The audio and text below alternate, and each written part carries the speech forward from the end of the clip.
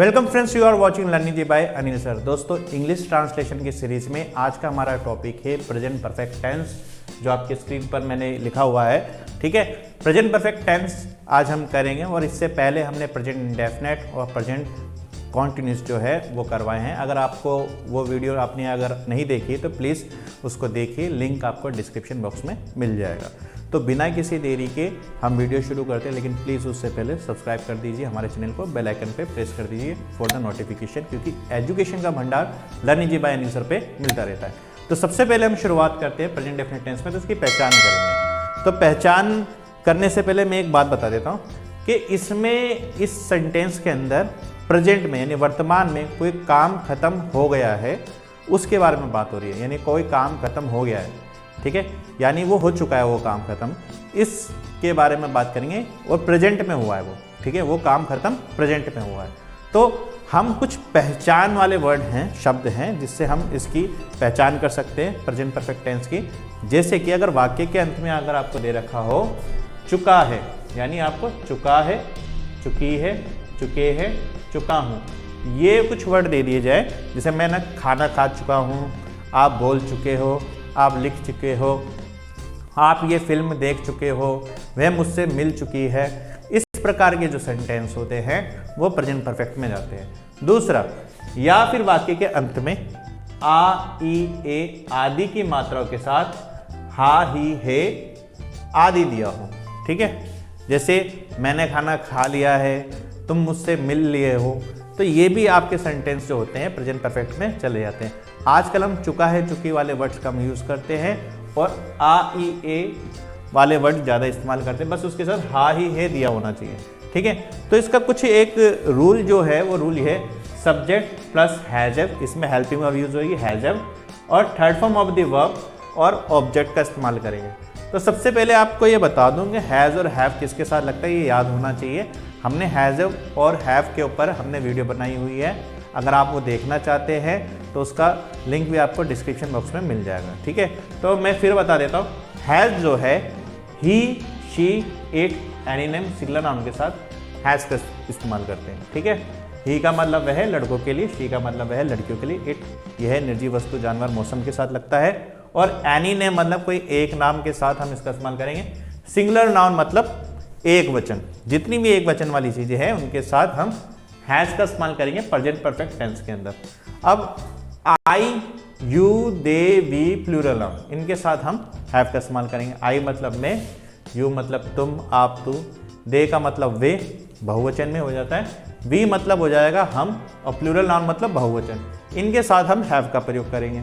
अब affirmative sentences के कुछ एग्जाम्पल करते हैं। जैसे आपके सामने ये स्क्रीन पर लिखा हुआ है, ये मैंने बोर्ड पे लिखा है, मैं खाना खा चुका हूँ, मैं खाना खा चुका हूँ। तो यहाँ पे पहचान देखिए भाई, चुका हूँ, ठीक है, हाँ है, ये तो प्रेजेंट की पहचान होती है, और चुका हूँ दे रखा है, यानी प्रेजेंट परफेक्ट टेंस हो गया। प्रेजेंट परफेक्ट में हम has F third form use करते हैं। तो खाना कौन खा चुका है, मैं, तो मैं के लिए हम यूज करेंगे आई।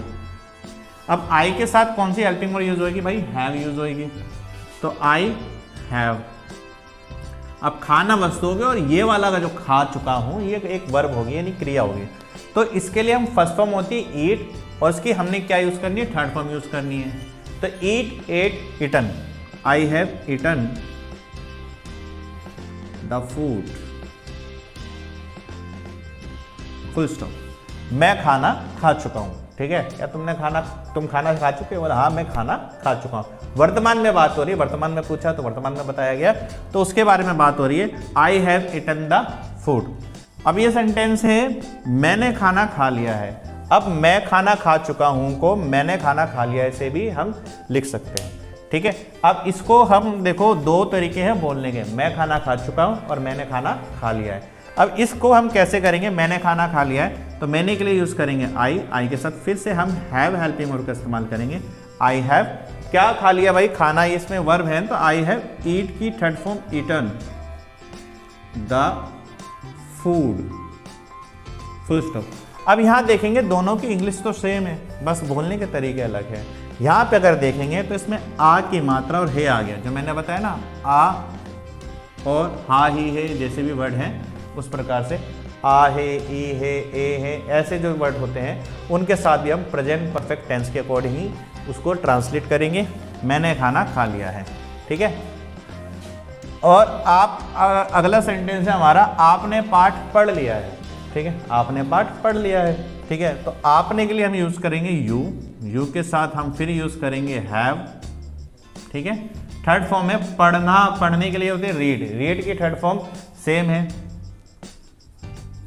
ठीक है। I have read the lesson, full stop, ठीक है। ये सेंटेंस है। अब वह खाना बना चुकी है, ठीक है। जैसे आप बोलते हैं ना यार उसको बोलो खाना ना बनाए, लेकिन यार वह तो खाना बना चुकी है। अब वह खाना बना चुकी है तो आज ही की बात हो रही है, तो यहाँ पर हम वर्तमान की बात कर रहे हैं और वो काम हो गया है, ठीक है। तो यहाँ पे हम करेंगे शी के साथ हेल्पिंग वर्ब यूज होगी हैज, हमने बता ही दिया हैज और हैव किसके साथ यूज होगा, तो शी हैज। बनाना यानी खाने बनाने के लिए हम लगाएंगे कुक की थर्ड फॉर्म हो जाती है कुक्ड द फूड, ठीक है। तो ये है आपके अफर्मेटिव सेंटेंस। और अब हम करते हैं कुछ नेगेटिव और इंट्रोगेटिव सेंटेंस की प्रैक्टिस। तो ये है आपके सामने नेगेटिव सेंटेंसेस और इंट्रोगेटिव सेंटेंसेस और इंट्रोगेटिव नेगेटिव सेंटेंसेस के कुछ एग्जांपल जिसको हम करेंगे। तो सबसे पहले नेगेटिव सेंटेंसेस देखते हैं। नेगेटिव सेंटेंसेस वो होते हैं जिनमें नहीं दिया होता है, यानी नकारात्मक वाक्य भी इसको बोलते हैं। अब जैसे वह बाल सवार नहीं चुकी है, तो नहीं आ गया है, तो इस नहीं के लिए हम नॉट का प्रयोग करेंगे। और नॉट हमेशा फर्स्ट हेल्पिंग वर्ब के बाद यूज होता है, क्योंकि इस टेंस में हम हैज़ और हैव हेल्पिंग वर्ब का यूज कर रहे हैं, इसलिए हम नॉट हैज़ और हैव के बाद ही यूज करेंगे। तो सबसे पहले देखें, वह बाल सवार नहीं चुके हैं, तो लड़की की बात हो रही है, तो लड़की के लिए वह के लिए हम यूज करेंगे शी के साथ क्या यूज होता है हैज़। अब क्योंकि नहीं है तो हम यहाँ पे यूज करेंगे नॉट। बाल संवारने को बोलते हैं कॉम्ब, अब क्योंकि थर्ड फॉर्म यूज होती है तो कॉम्ड हो जाएगा। अब बाल संवार रही है वह, ये भी हो सकता है, या फिर आप इसके साथ हर हेयर लगा सकते, ठीक है, क्योंकि वो अपने बाल ही तो संवारेगी। तो she has not combed her hair.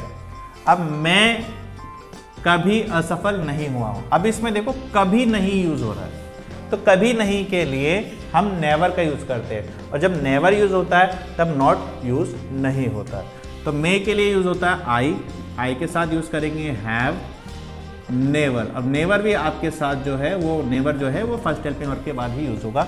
I have never failed, बस हो गया खत्म, ठीक है। मैं कभी असफल नहीं हुआ। मैंने यह फिल्म नहीं देखी है, देखो इनमें देखो ई है आ रहा है, इसमें चुकी है आ हूं आ रहा है, यानी इस प्रकार से मात्राओं के साथ हा है ही आ जाए तो भी हम प्रेजेंट परफेक्ट टेंस में होता है, और सेंस भी कैच करते हैं। भाई मैंने ये फिल्म नहीं देखी है, अब फिल्म देख रहे हो, बोला है तुमने फिल्म देखी, बोला मैंने नहीं देखी, यानी वर्तमान की बात हो रही है, वर्तमान में वो बता रहा है। तो यहाँ पे मैंने के लिए यूज करेंगे आई के साथ करेंगे हैव, क्योंकि नहीं कह रहा है तो यहाँ पे यूज करेंगे not, I have not. Film देखने के लिए वॉच का इस्तेमाल करते हैं तो वॉच्ड, यह के लिए इस्तेमाल करेंगे दिस, फिल्म को क्या बोलते हैं मूवी, ठीक है। I have not watched this movie. Way match हार नहीं गए हैं, अरे तो क्यों उदास हो रहे हो, वे मैच हार नहीं गए। तो वर्तमान की बात हो रही है, वर्तमान में मैच चल रहा है, ठीक है। तो वे मैच हार नहीं गए, तो उस चीज़ को बारे में बता रहे। वे के लिए हम दे का इस्तेमाल करेंगे, दे के साथ यूज होता है हैव। अब नहीं दे रखा है तो यहाँ पे हम यूज करेंगे नॉट फर्स्ट हेल्पिंग वर्ब के बाद। They have not lost the match, ठीक है, फुल स्टॉप।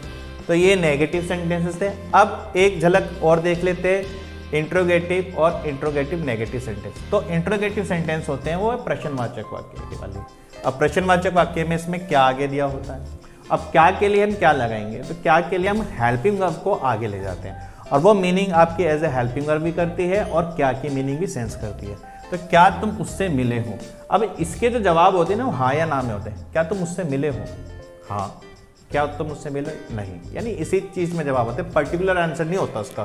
तो इसमें हम हेल्पिंग वर्ब को क्या करेंगे आगे करेंगे। तो क्या तुम उससे मिले हो, तो तुम के साथ यूज होता है, भाई तुम यू करते हैं, अब यू के साथ हैव यूज होता है, तो हम हैव क्या करेंगे आगे लगाएंगे, क्योंकि ये एक इंट्रोगेटिव सेंटेंस है। तो हम क्या करेंगे हैव यू मैट, मीट की थर्ड फॉर्म होती है मैट हर, ठीक है, question mark.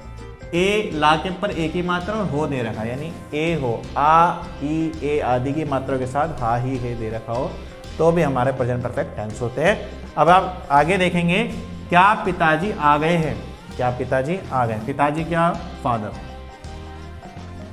Father singular noun है, एक वचन है, तो यहाँ पे हम क्या यूज करेंगे, हैज फादर कम, ठीक है, आना होता है कम, तो कम केम कम थर्ड फॉर्म होती है। अब ये आगे ये सेंटेंस है क्या, ठीक है, क्या उसने, ठीक है, सॉरी माय बैड, क्या उसने आपकी मदद नहीं की है, क्या उसने आपकी मदद नहीं की है।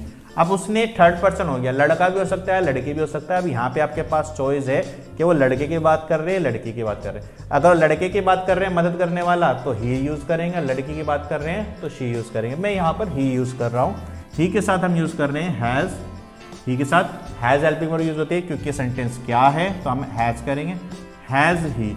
अब इसमें एक चीज ध्यान रखेंगे क्योंकि क्या और नहीं दो चीज दे रखी है, तो यानी ये इंट्रोगेटिव भी है और इंट्रोगेटिव नेगेटिव ही है। यानी इंट्रोगेटिव नेगेटिव इस प्रकार के सेंटेंस को बोलते हैं क्योंकि इंट्रोगेटिव और नेगेटिव दोनों है, इसलिए इंट्रोगेटिव नेगेटिव सेंटेंस बोलते हैं।